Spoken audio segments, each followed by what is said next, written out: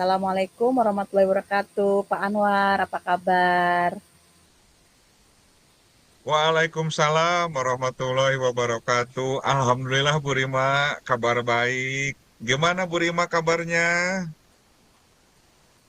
Alhamdulillah, saya juga dalam keadaan sehat. Kalau badan mah Pak, cuman kadang ada yang jadi pikiran saya ini teh. Waduh, merasa jadi beban ya kayaknya. Iya, makanya saya menghubungi Bapak, ingin ketemu dengan Bapak, ngobrol gitu, terkait permasalahan Alhamdulillah saya. Bu Rima, kita via Zoom juga. Alhamdulillah kita bisa ngobrol. Dan tentunya apa yang diinginkan atau yang dicapai oleh Bu Rima, ya mudah-mudahan dengan Zoom begini juga akan tercapai keinginannya. Dan tentunya yang akan menjadi fokus utama pembicaraan kita, insya Allah saya 100% hadir dalam Zoom ini untuk Bu Rima. Dan tentunya mudah-mudahan kita sendiri dapat mencari permasalahan dari permasalahan yang akan kita obrolkan dari coaching ini Bu Rima. Baik Pak Anwar, sebelumnya saya ucapkan terima kasih Pak Anwar sudah meluangkan waktu untuk saya. Begini Pak Anwar, saya itu sedang ada beberapa yang menjadi pikiran terkait pembelajaran di kelas saya. Karena ada anak-anak di kelas saya yang sekarang, di kelas 5 itu yang belum bagus tulisannya, juga sepertinya masih mengeja gitu Pak pas membacanya. Makanya saya tuh bingung harus bagaimana gitu Pak. Ya Bu Rima, untuk pembicaraan kita kali ini bisa lebih menceritakan Bu Rima, pengalaman Bu Rima yang paling eh, kira-kira melihat siswa-siswi di dalam kelasnya, situasinya misalkan seperti apa gitu kan. Dan tentunya mungkin Bu Rima punya pengalaman kenapa sampai bisa menyimpulkan seperti itu juga siswa-siswinya. Dan tentunya dari pengalaman Bu Rima sendiri, cara menghadapi yang sudah dilaksanakan oleh Bu Rima itu posisinya seperti apa gitu Bu Rima. Silahkan Bu Rima. Iya. Baik Pak, kalau bagaimana cara saya menyimpulkan gitu ya Pak ya, itu kebetulan saya kemarin ada melakukan sedikit apa namanya tes diagnostik non kognitif terkait dengan pertanyaan-pertanyaan pribadi anak-anak gitu Pak. Saya kan ingin tahu ya mereka itu sukanya apa, cita-citanya apa, kemudian mau saya bersikap bagaimana gitu. Nah, itu saya melihat ketika mereka menulis gitu, wah ini tulisannya acak-acakan banget. Terus udah gitu pas mereka baca ke depan, mereka sendiri kesulitan gitu Pak pas membacakannya. Jadi saya tuh Setengah lima. eh, melihat Masih ada ini. apa namanya? Melihat kondisi itu Bulan puasa ya? agak khawatir Alhamdulillah. aja. Saya nggak bisa menyampaikan pembelajaran nanti gitu atau mungkin akan ada kendala-kendala pada saat belajar gitu Pak. Itu sih sebetulnya yang sudah saya lakukan sehingga saya punya kesimpulan. Terima kasih. Alhamdulillah Bu Rima. Langkah yang dilakukan oleh Bu Rima kalau menurut saya sudah tepat.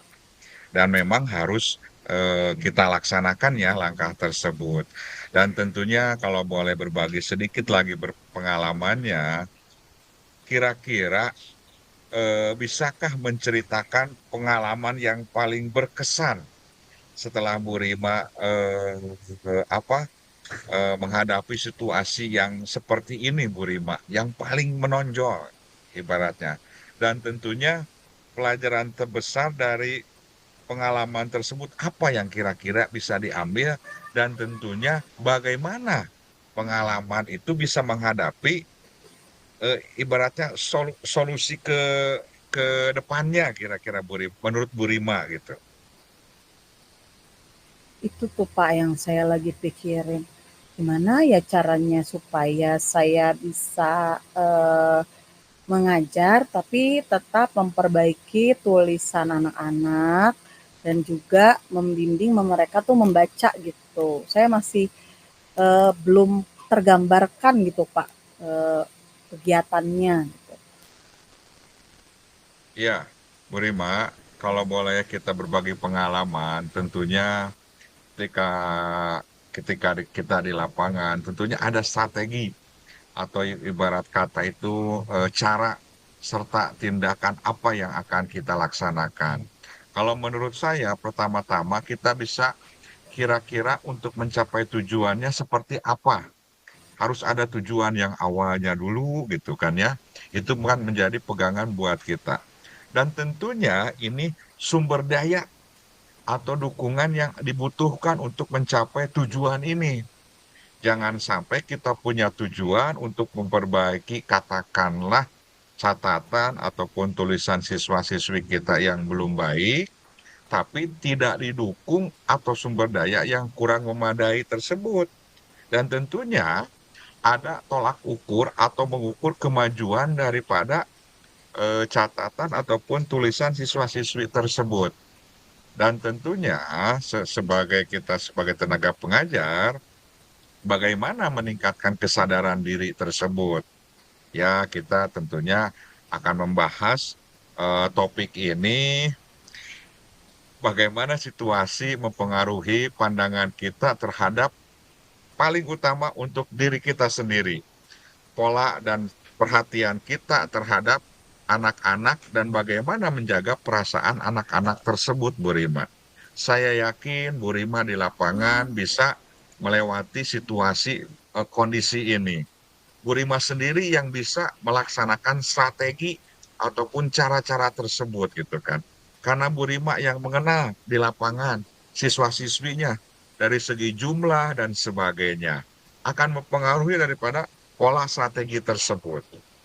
Kira-kira untuk eh, pertanyaan selanjutnya Bu Rima, kalau saya bertanya ini, bagaimana jika situasi ini, apakah Bu Rima sudah misalkan mendengarkan pendapat dari rekan sejawat, atau bagaimana mungkin teman-teman juga di sana memberikan alternatif yang bisa memberikan solusinya. Dan tentunya bagaimana cara melaksanakannya di lapangan tersebut gitu kan. Kalau Kolaborasi Bu ya, Rima. iya, kalau yang saya tanyakan ke guru wali kelas sebelumnya gitu Pak, jadi anak ini, beberapa anak ini yang memang kurang itu, pada saat kelas sebelumnya, kelas 4 itu mereka jarang masuk, sehingga mereka itu, tertinggal dari teman-temannya gitu. Dan guru wali kelas sebelumnya, eee, mungkin tidak, apa ya, tidak bisa memberikan bimbingan di luar dari jam pelajaran, sehingga pada saat anak tidak masuk, berarti mereka tertinggal saja gitu Pak. Nah saya tuh ada keinginan untuk menambah jam khusus untuk mereka-mereka ini yang masih tulisannya kurang bagus atau tidak terbaca dan juga bagi mereka yang belum lancar membacanya gitu. Cuma saya bingungnya tuh karena si waktunya juga gitu, cara saya mengatur waktunya. Eh, saya tuh di sekolah kadang suka ada pekerjaan yang mendadak gitu Pak. Nanti saya bingung ngatur waktunya. Iya, saya yakin Bu Rima, apa yang sudah dilaksanakan oleh Bu Rima cukup tepat.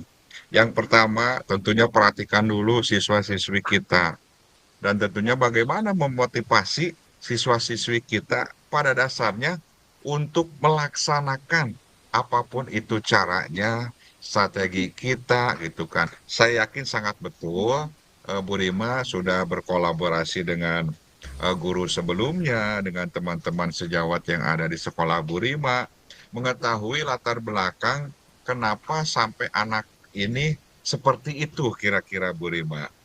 Dan tentunya kalau menurut saya Bu Rima tetap semangat, bagaimanapun itu tantangan buat kita semua. Kalau sedikit pertanyaan lagi Bu Rima untuk menindaklanjuti coaching kita untuk hari ini yaitu pembelajaran hal terbesar apa yang Bu Rima peroleh dari pengalaman ketika menemukan siswa-siswi yang seperti ini Bu Rima. Pengalaman yang paling besar untuk Bu Rima secara pribadi gitu kan. Ya, jadi gini Pak, untuk tahun-tahun sebelumnya, saya itu biasanya hampir semua anak itu bisa baca dan tulisannya nggak acak-acakan banget lah gitu Pak. Ini baru tahun ini nih makanya saya kok langsung kayak khawatir, wah ini harus ada tambahan ini, harus ada bimbingan ini, tapi kapan ya waktunya ya gitu. Kayak terbentur sama jadwal kayak gitu-gitu sih Pak, kan kalau kelas 5 itu dari pagi sampai siang ya Pak ya. Wow. Nah, gitu. Jadi saya khawatir mereka juga keberatan kalau saya tuh bimbingan di luar jam pelajaran gitu. Saya yakin Bu Rima di lapangan menemukan solusinya. Kalau berbicara teknis, ya tentunya kita punya atasan ya, bisa didiskusikan dengan pimpinan kita. Kalau toh misalkan itu ada tambahan jam untuk bimbingan kepada siswa-siswi tersebut. Tentunya di lapangan juga kita yang akan melaksanakan bagaimana strategi kita, cara kita ini supaya bisa diterapkan untuk siswa-siswi. Jangan sampai kita punya caranya, punya strateginya, tapi tidak bisa diaplikasikan di lapangan. Saya yakin terakhirnya tentunya kita harus bisa berkomunikasi dengan pimpinan kita, Bu Rima, untuk menerapkan apa cara atau langkah-langkah kita untuk menghadapi siswa-siswi kita. Kalau berbicara faktor, saya kira mungkin cukup luas ya. Kita ketahui bersama, kemarin kita mengalami COVID dan sebagainya, bisa saja mungkin ini salah satunya. Seperti kita ketahui bersama ya, ini udah rahasia umum. Jadi ketika COVID itu, posisinya memang anak itu hampir 80% pasti menggunakan gadget ya, gadget itu Mas. Mohon maaf Bu Rima kalau saya mengucapkannya salah. Ya handphone lah gitu ya. Nah, pasti pembelajaran pun hanya 20% ketika memegang anak itu, memegang HP itu gitu kan. Mungkin selebihnya bisa bermain. Atau yang paling kentara yang suka kita temukan itu dari faktor lingkungannya gitu kan.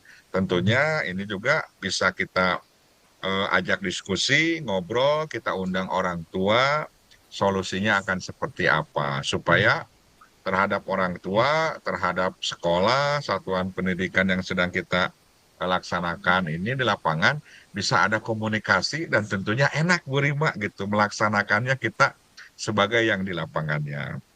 Bu Rima tetap semangat. Terima kasih sudah bisa ngobrol dengan Ibu Rima, berbagi pengalamannya. Bu Rima, saya yakin guru yang hebat. Baik Bapak, terima kasih loh atas masukan-masukannya. Saya juga jadi punya gambaran. Mungkin nanti saya akan coba menyampaikan dulu kepada kepala sekolah. Kemudian juga saya akan coba mengajak orang tua murid tersebut gitu untuk bertemu dan membicarakan masalah ini sehingga bisa membantu anak-anak itu belajar di rumah juga gitu ya Pak ya, biar nggak mengganggu jam pelajaran di sekolah gitu. Kayaknya sih saya udah punya gambaran nih Pak, saya mau ngapain. Aduh alhamdulillah, makasih banyak Pak Anwar untuk eee, Sama-sama Bu Rima. masukan-masukannya ya. Ya udah kalau gitu Pak Anwar, kayaknya saya mau pamit dulu ya Pak Anwar, saya mohon maaf kalau sudah mengganggu waktunya. Tuh Pak Anwar, Sama-sama eee, Bu Rima, terima kasih atas kepercayaannya. Terima kasih atas waktunya juga, udah bisa ngobrol ya. Sampai ketemu di iya, lain kesempatan. baik Pak Anwar. Assalamualaikum warahmatullahi wabarakatuh. Waalaikumsalam warahmatullahi wabarakatuh.